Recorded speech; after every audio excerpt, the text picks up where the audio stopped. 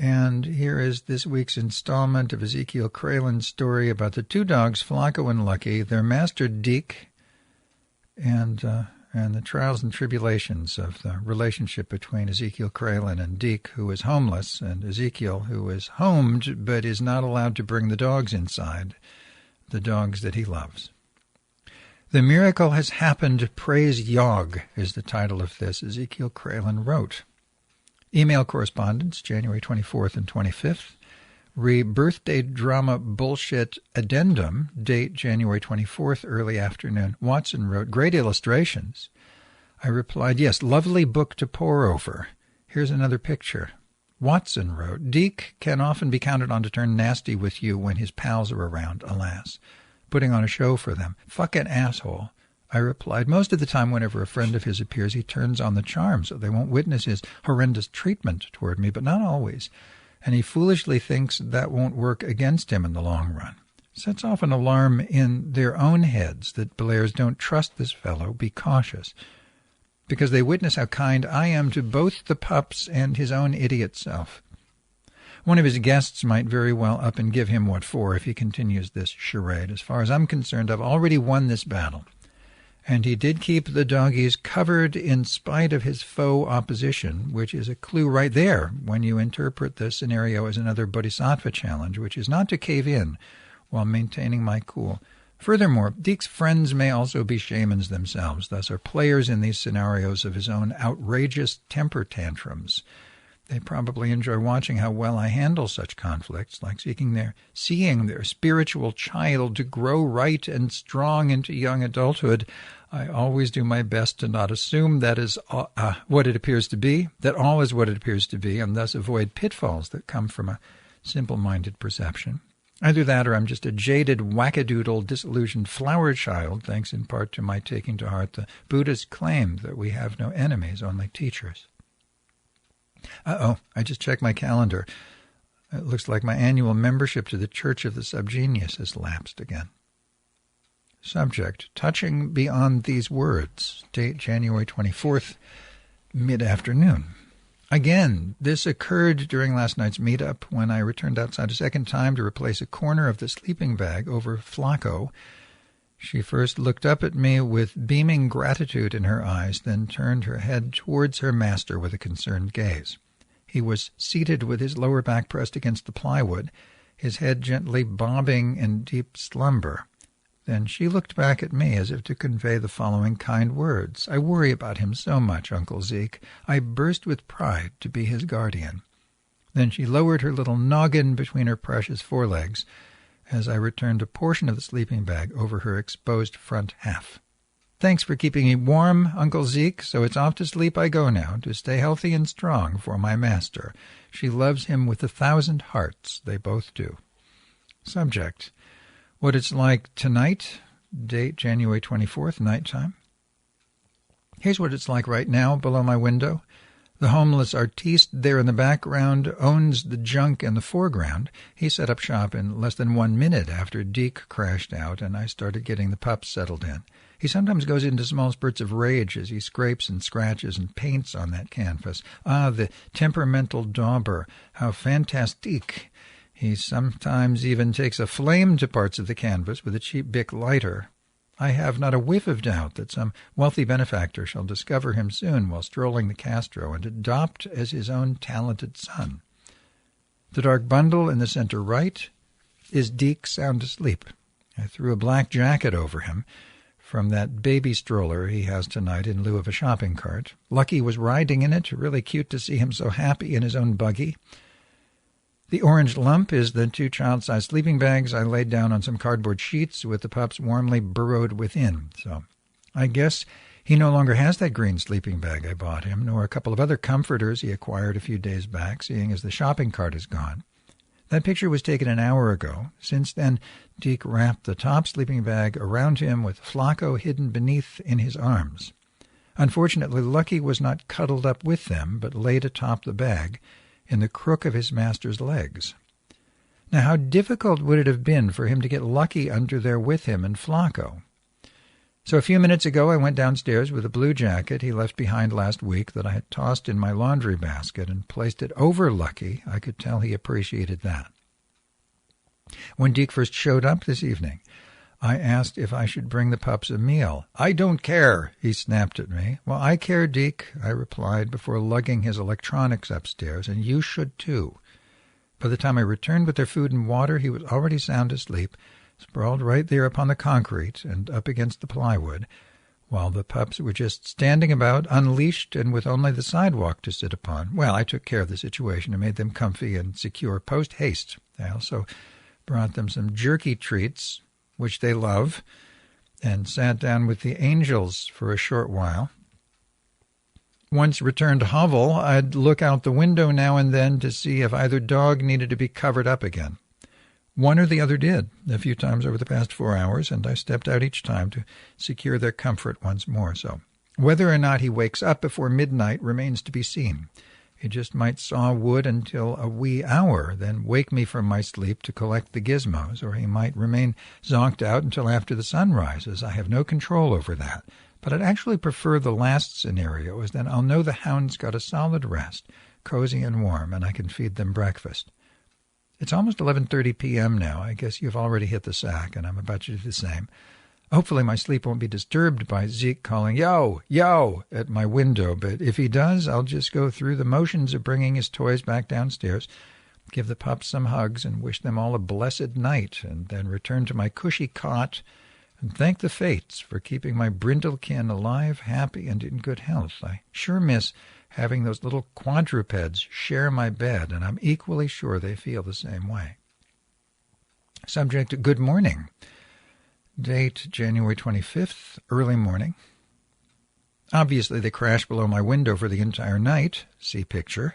Totally peaceful, except for the grungy artiste flipping out around 1:30 a.m., screeching nonsense about how he's saving our souls from the machinations of City Hall, so we'd all better damn well respect him or else, which aroused the pups into barking mode, so I stepped out to watch over them. Deke remained sound asleep through it all, while a Hohokam worker tried to reason with him in hopes he'll calm down.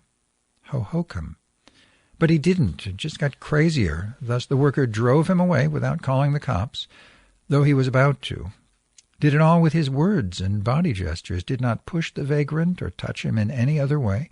Good job, I'd say. The Hohokam employees we now have seem to be a nicer group of folks. No disturbances from them for months these days, and they have adapted to the presence of vagrants in a sensible but firm manner. They certainly never give Deke and doggies a hard time. In fact, they're downright friendly. I'm glad I brought those orange child-sized sleeping bags out for the pooches, even though their master griped about it. I'm sure he wound up appreciating the comfort as well, though he'll never admit it. Just look at him languishing upon the fluff.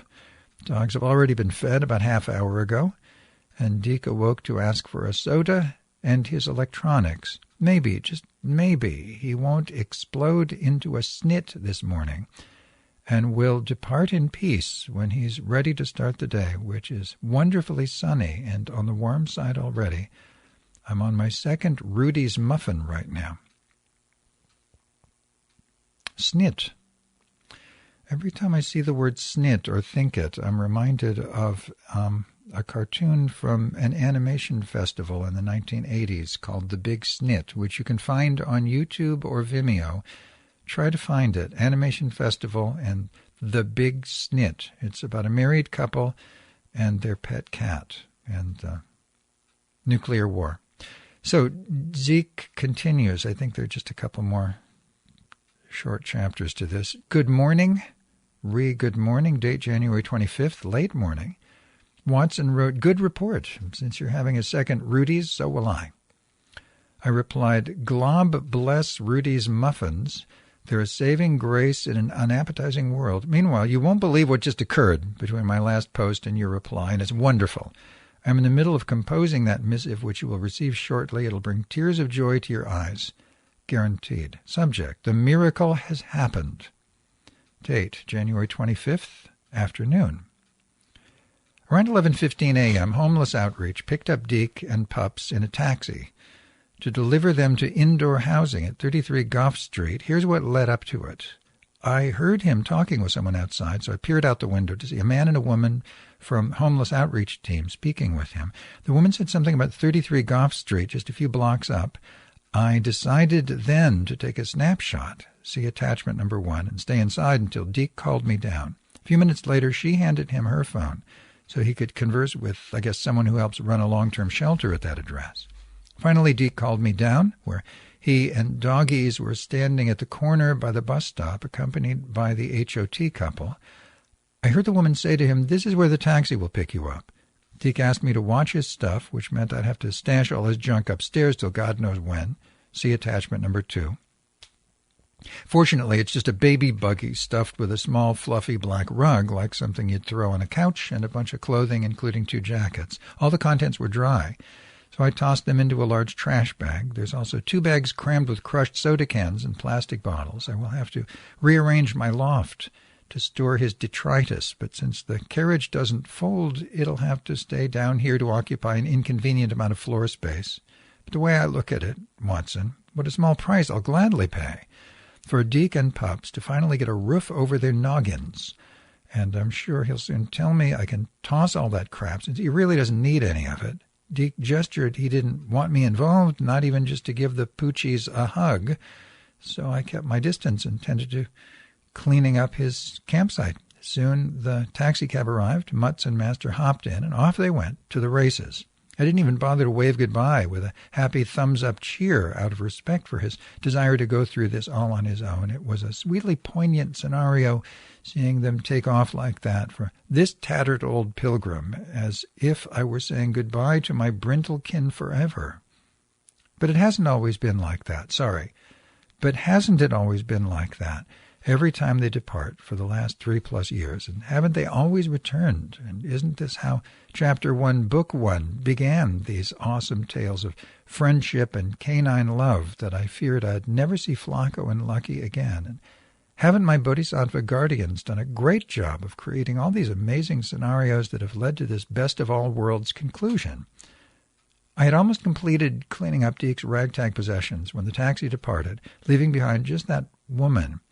As she walked in my direction, I addressed her, said hello, then exclaimed, "Thanks for the good work that you do. Deke and I have been friends for almost 15 years, and when you live on the streets for so long, it's hard to trust. If it's appropriate, I'll be glad to give you my name and phone number for a reference." She smiled then and replied, "Oh, that's not necessary, but thanks. I'm sure he'll be visiting you soon. He just needs some time setting up his new digs." "I'm so pleased to see that finally happening for him," I expressed with much gratitude. "Again, thanks for the good work you do. I know it ain't easy." I still had a bit more cleanup to do once she moved on. Lo and behold, the artiste from last night suddenly appeared, this time quite amenable. He even helped me finish cleaning up the sidewalk. There was a sealed packet of 2 thin cigars in that stroller, which Deke left behind, something he often purchases from the Hohokam Smoke and Gift Shop. So I offered it to Artiste. "Here, would you like this?" "Oh, sure," he replied with a grin.